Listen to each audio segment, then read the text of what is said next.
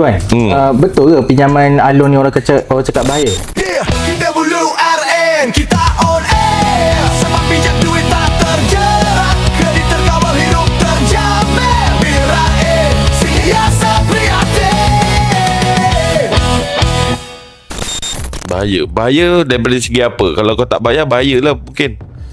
Bahaya sebagai contoh lah, kalau kita tengok dekat social media sekarang, banyak sangat alung ni yang dia bakar rumah, dia kunci pagar, dan juga ada sampai yang simbah cat sekalipun.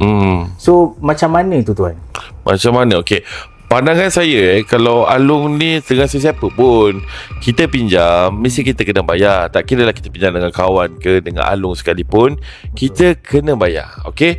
Cuma kita bercakap berbalik pada soalan tadi, kalau kita cakap pasal kita tak bayar alung kan. Kalau kita tak bayar alung, itu yang akibatnya.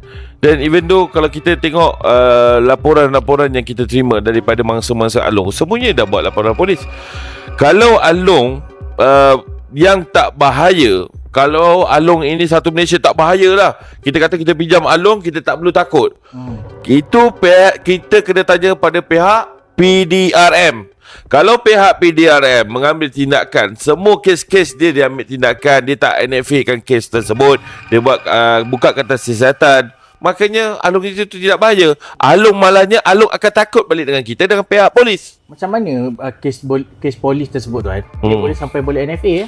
Sebab kadang-kadang polis ni mungkin maklumat kita bagi dekat polis tu tidak tepat. Pada kita jangan salahkan kepada pihak polis 100%. Ya, itu tanggungjawab kita. Kita aman, kita tenteram duduk di bawah apa naungan yang di-Pertuan Agong, kepada pihak Perdana Menteri dan sebagainya. Pihak berkuasa yang menjaga kita keamanan Malaysia. Okey. So kalau kita sebagai yang orang kata masyarakat ataupun rakyat yang sendiri, kita nak buat aduan, kita tak bagi maklumat itu tepat, kita tak bagi kronologi yang betul, memang pihak polis mungkin NFA lah kes tu. PWRN bukan tentang jadi penyelamat.